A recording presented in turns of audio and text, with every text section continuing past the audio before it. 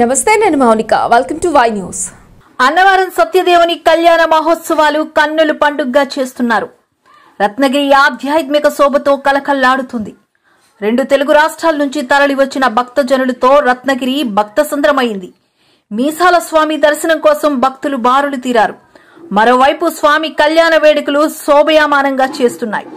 క్షేత్ర పాలకులు సీతారాముల సాక్షిగా ఒక్కటైన వీర వెంకట సత్యనారాయణ స్వామి, అనంత లక్ష్మీ సత్యవతి అమ్మవార్ల రథోత్సవం భక్తజనుల కోలాహలం నడుమ అట్టహాసంగా జరిగింది.